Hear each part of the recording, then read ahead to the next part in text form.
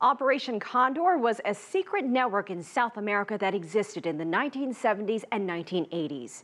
It was an alliance between a number of Latin American dictatorships that sought to repress forces opposed to their rule. Operation Condor itself is believed to have resulted in over 1,000 killings.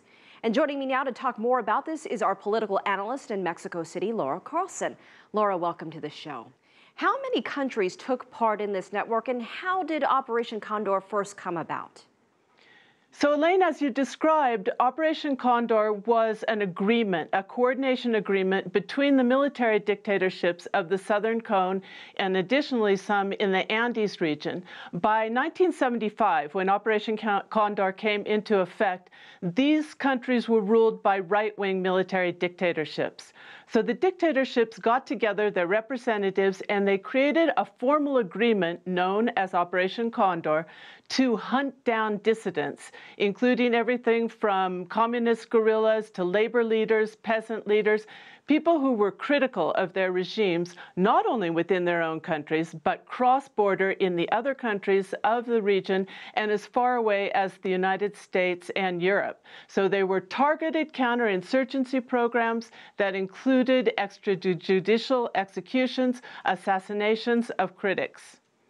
Laura, the National Security Archive here in Washington, D.C. released declassified documents that show U.S. support of Operation Condor. Why did the United States support it, and how did they benefit from it? The framework for the U.S. involvement in Operation Condor, a clearly illegal and unethical operation of assassinations throughout the world, was clearly the Cold War. At the time, the United States was very invested in the Cold War, particularly under the presidencies of Nixon and Ford when it began, and then later revived under the Reagan presidency.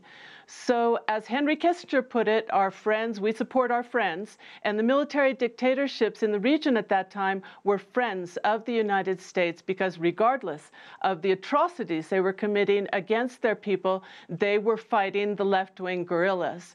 The United States became involved in this way. It wasn't an original member, but it began to provide financing. The U.S. government was providing technical assistance as well as communications hubs in the region, and primarily it was because of this Cold War framework that was going on at the time.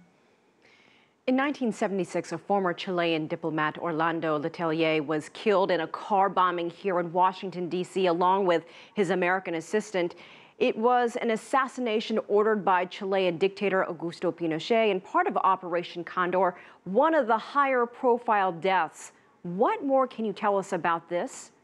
This is one of the most important things that's just come out recently and also forms part of the trial, is that they discovered a classified document that's been declassified that stated that the CIA had enough evidence to show that Pinochet directly ordered the assassination of Letelier in the United States, in Washington, along with his assistant, Ronnie Moffett. This was a shocking case. It divided the U.S. government in some senses because they realized that the assassinations around the world component of Operation Condor had serious moral implications as well as diplomatic implications. What happened was that Orlando Letelier was first an ambassador of the Salvador Allende government, the left-wing government in Chile, to the United States, and then later became a minister of foreign relations, interior, and defense within the Allende government in Chile. When the Pinochet dictatorship came into power, he was arrested and tortured as a political prisoner until there was international pressure and he was allowed to go to the United States. There was even a warning that DINA, the secret police of Chile, would search him down wherever he was. And of course, that's what Operation Condor was all about. And indeed they did. In 1976, a car bomb was planted in his car, and as he and his assistant, Ronnie Moffett, were going to his office in Washington, D.C., the bomb went off, and both of them were killed, and a third person survived. These facts have been coming out little by little. There's still pressure to release more documents regarding the case, but they really kind of broke open the true nature of Operation Condor in many senses.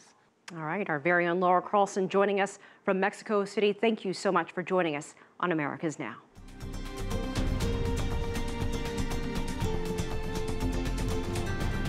America's Now.